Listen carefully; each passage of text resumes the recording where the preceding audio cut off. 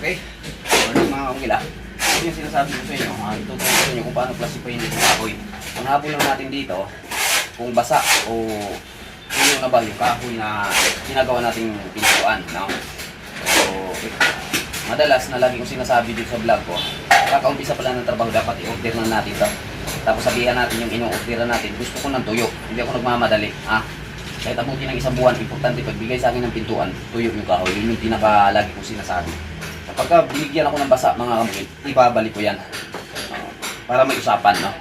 So, pag-classify nito mga kamukil, kuha lang tayo ng pako. Yan mo napapansin nyo, tuyo-tuyo yung forma niya. Minsan madaya itong mga kahoy, mga kamukil. Tuyo sa taas, pero kapag i-classify na natin, doon natin malalaman yung basa.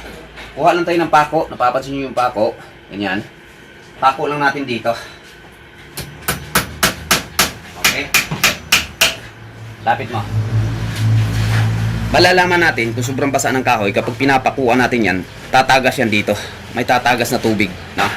So, ang pinakasaktong pag-classify, pag bunot natin itong pako, hindi magbabago yung kulay niya.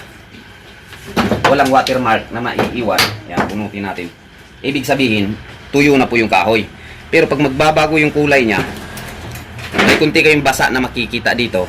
Para sa akin, okay na po yun. No? Pag nababasa lang yung pako. Pero kung napapansin nyo mga kamukil yung pako, walang pagbabago. Wala din tumutulo. Ibig sabihin, itong kahoy na ginamit, tuyo na. So, yung usapan namin, ibinigay niya. So, binigay ko rin yung saktong bayad sa kanya. So, ganun lang yun. Diba? Ganun lang mga kamukil yung pag-classify ng kahoy. Pakuan nyo lang. Ayan. Pag pinapakuan yan, basa ang kahoy, may tutulo yan dito. Pag binubunok nyo yan, pag hindi pa masyadong tuyo, ang pako mga kamukil, ayan, kung napapansin nyo, yung pako natin, walang pagbabago. Pag medyo basa pa yung kahoy, may tubig pa sa ilalim, ibig sabihin, magkakaroon, mababasa ito mga kamukil, itong pako na to. Okay lang po yan. No? So, pinakamaganda, pag pako nyo, walang watermark na makikita dito sa pako, hindi magbabago yung kulay niya. Goods na goods po yan. So, yun lang po mga kamukil, yung diskarte sa pag-classify ng kahoy. Thank you. Okay. Ngayong araw mga kamukil, pagkakabit ng PVC door ito sa kwarto na to, no? So lagi kong sasabihin, kanya-kanya na diskarte. Isa lang yung pinaka-goal at pinakahabol, tamang pagkakabit ng PVC door. May mga pamamaraan to. Iba yung pagkabit nito PVC door at iba din yung pagkabit ng solid door, no? Ito kasi mga kamukil, malambot to. Kapag masyado mong hindi ka marunong sa pagdiskarte nito, ang tendency o disadvantage, maaaring hindi may pasok yung pinakapintuan niya. Ito yung hamba niya, malambot po kasi yan. So, kailangan natin ng bridging na hindi gagalaw kapag tinatapunan na natin to. Yung paglalak niya, paano, at higit sa lahat, yung mga diskarte. Napapansin nyo, dinidiskarte niya na. So ganito yung diskarte niya. Dalawa sila dito mga kamukil na nagkakabit ng PVC door, pero isa lang yung pinakahabol. Tingnan natin sa kabila mga kamukil kung ano din yung diskarte niya. So walang problema sa diskarte. Pinaka-point natin dito, isa lang yung habol. Tama yung pagkagawa. Puntahan natin mga kamukil dito sa kabila, tingnan natin. Okay. So ito din yung diskarte niya mga kamukil, di ba? Kung napapansin nyo, kanya-kanya sila ng diskarte. So walang problema sa diskarte. Ang pinaka-point at target lang natin dito, tama yung pagkagawa, no? So yun lang.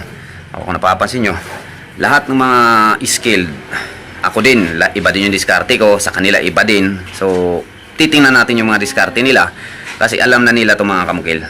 Yung pinakahabol lang nila dito, tama yung pagkagawa. Pagpasok ng pintuan, hindi masikip, hindi din maluwag. So yun yung pinakahabol natin, diba? Napapansin nyo sa kabila, may mga harang-harang dito, tansi lang yung ginagamit niya. So mahalaga dito mga kamukil, alignment, tapos bridging, na hindi siya lulubo o bubuntis yung pinakahamba natin pag tinatapunan na natin ng halo. So ganun lang, no? Yung mamamaraan, kanya-kanya diskarte, isa lang yung goal, isa lang yung habol, maging tama yung pagkagawa. Thank you. Samantala dito mga kamukil, tuloy-tuloy yung ating pagsisi-its belaying. Isa na lang yung nagsisi-its belaying mga kamukil, Meron kasi akong 3 skill dito ngayon. Pero sa Monday, madadagdagan to ng 4. Tatlong skill, no? 2 yung magsisiling, isa din yung tutulong sa pagpapalitada doon sa kabila. So, ito yung pinaka-champion natin sa CH Belaying. Halos dito mga kamukil sa part na to, siya yung bumabanat na, no? Ito, mula doon. Unang kwarto, 5 kwarto to. So, meron pang 2 kwarto dito na tatapusin. Mahuhuli to. Kasi may mga materialis at gamit pa dito. So, siya yung magpapatuloy si CH Belaying. O, pagkatapos niya naman dito, siguro, mailagay ko siya sa ceiling installer, no? O, kasi yun yung isa pa sa abilidad na hindi niya pa masyadong kabisado. Ano part? Ceiling, experience na ka? Wala, pero kay master. Yan, kulang pa. At least sinabi niyo yung totoo.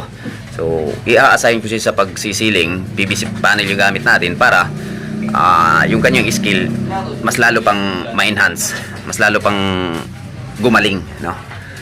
So yun po, sa CH Belaying walang problema. Nakikita ko mga kamagil, napakawalop ng bumanat, no? Kung napapansin nyo, isa sa pinaka-importante, may guide, may mga tansi, no? Yun yung mga galawang sure bull, mga kamagil. Bawal po tayo. May ano ako dito mga kamagil, may isa akong skill na kinukuha dati, pinakauna nung nag-umpisa ng CH Belaying. Nagpapile mga kamukil, walang butterboard, walang tansi. O, hindi ko alam kung paano niya ginagawa. So ang nangyayari, hindi nagtagal, no? Doon ko nalalaman na kulang pa, sabi ko sa kanya. Kaya kung mag-a-apply tayo sana, kung ano man yung nalalaman natin, yun yung sabihin natin totoo, no? Para unang-una kayo din yung mapapahiya eh. Kapag kaalanganin kayo, nag-a-apply kayo, hindi nyo pala kaya, kayo din yung mapapahiya, di ba? So, sabihin na lang kung ano lang yung kaya para maturuan, madagdagan pa natin yung kaalaman. Thank you.